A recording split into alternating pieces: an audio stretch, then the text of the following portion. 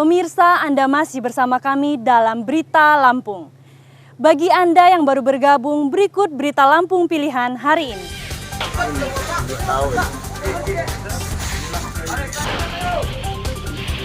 Sebuah rumah di Kelurahan Gunung Sari, Bandar Lampung ludes terbakar, diduga dibakar oleh seorang anggota keluarganya yang sakit gangguan jiwa.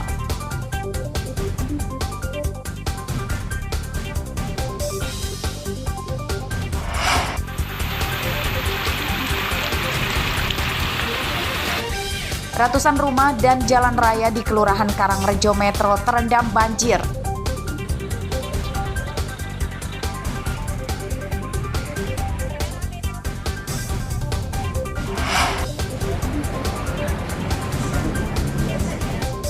Polisi dan Dinas Kesehatan gencar merazia apotek dan minimarket untuk menarik peredaran obat cair.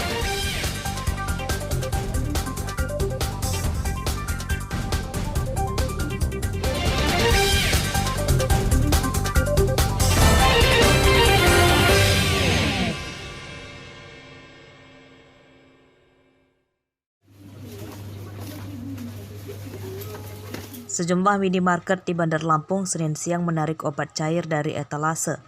Ini setelah beredarnya instruksi pemerintah Kota Bandar Lampung. Di antaranya 2 minimarket di Kemiling, Bandar Lampung.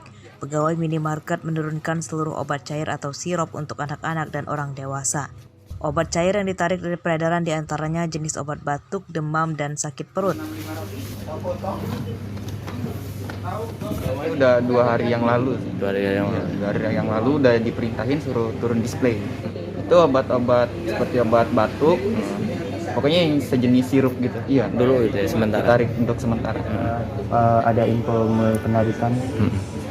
Karena emang kan obatnya udah mulai ada info ada larangan.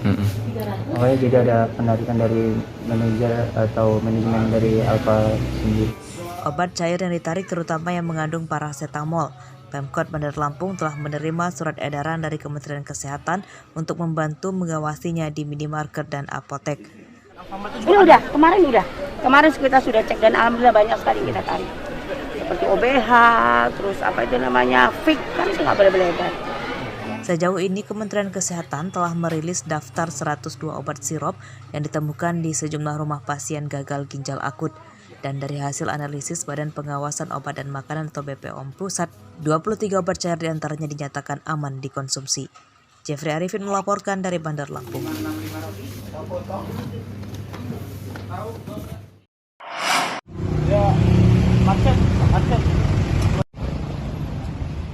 Petugas Dinas Kesehatan dan Polisi Polres Lampung Utara Senin siang mendatangi sejumlah apotek dan minimarket di Kota Bumi. Kedatangan petugas ini untuk merazia obat cair atau sirup yang masih dijual di apotek dan minimarket.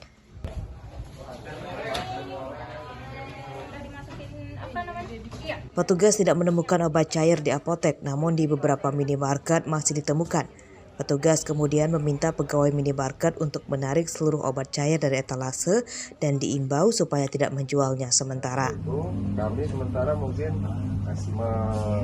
ini sementara juga. Mengenai peredaran obat-obat yang menurut Balai POM dan Kementerian Kesehatan itu yang membahayakan, kami sudah menindaklanjuti dengan surat edaran. Dan alhamdulillah kawan-kawan apotek, kawan-kawan toko obat semua sudah bergerak dan menindaklanjuti apa yang dimaksudkan surat edaran dari Balai POM tersebut. Obat-obat yang ada di apotek-apotek yang dalam rangka mungkin yang sementara ini tidak diperbolehkan diperjualbelikan dulu.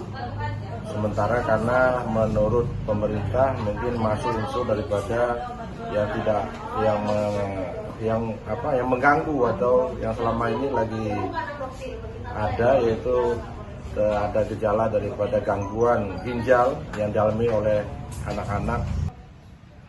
Tidak hanya obat batuk cair, penarikan sementara juga dilakukan pada seluruh obat yang berbentuk cair atau sirup, baik untuk anak-anak dan orang dewasa. Mereka masih menunggu hasil pemeriksaan yang dilakukan Kementerian Kesehatan dan BPOM. Ardio Haba melaporkan dari Lampung Utara. Makanya pada itu kami sementara mungkin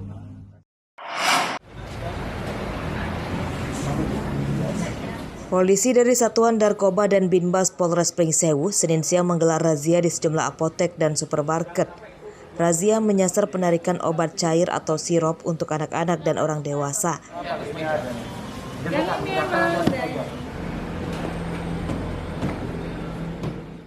Sebagian besar apotek sudah menarik obat cair dari peredaran. Meski stoknya banyak, namun obat cair telah disingkirkan dan dikemas dalam kardus. Petugas memberikan imbauan kepada petugas apotek untuk tidak menjualnya hingga waktu yang belum ditentukan. Ini sesuai edaran dari Kementerian Kesehatan dan BPOM yang menyebut bahwa beberapa obat cair penyebab gagal ginjal akut. Tadi memang ditemukan di beberapa tempat ada yang memiliki stok tersebut, namun barang-barang tersebut sudah dipisahkan dan kami menghimbau kepada para pelaku usaha untuk tidak menjual kepada masyarakat. Karena ya dapat berakibat fatal terutama kepada anak-anak. Banyak terjadi di beberapa wilayah, kita tidak menghendaki di wilayah kita.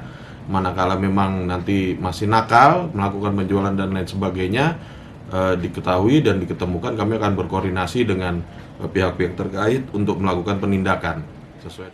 Petugas belum memberikan sanksi apapun ke pengusaha apotek dan supermarket yang masih kedapatan menjual obat cair. Razia bagian dari tahapan sosialisasi mulai dilarangnya menjual obat cair, khususnya yang mengandung parasetamol. Andri Kurniawan melaporkan dari Pringsewu.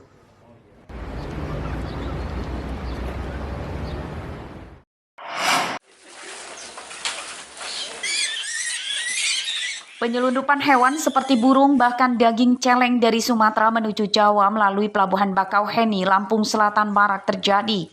Meski banyak yang terungkap, namun tidak menutup kemungkinan juga banyak penyelundupan yang lolos. Ini karena keterbatasan petugas di lapangan yang siaga selama 24 jam.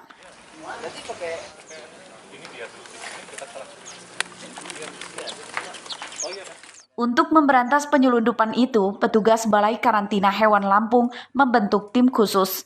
Tim tersebut beranggotakan pegawai Balai Karantina, BKSDA, polisi, tentara, dan ormas penyelamat satwa. Tim ditugaskan di sejumlah jalur utama pintu keluar Sumatera, mulai Jalan Lintas Sumatera, Jalan Tol Trans Sumatera, dan terakhir di pintu masuk Pelabuhan Bakauheni, Lampung Selatan. Kalau dari awal-awal ada posko di Pelabuhan Bakauheni, terutamanya baik yang akan keluar ataupun masuk itu ada posko checkpoint. Di situ ada bersama.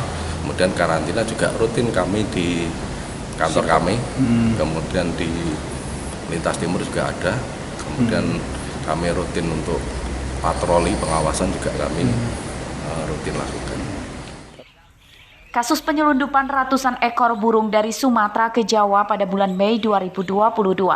Polisi dan petugas Balai Karantina menyita lebih dari 600 ekor burung, 28 ekor diantaranya jenis dilindungi.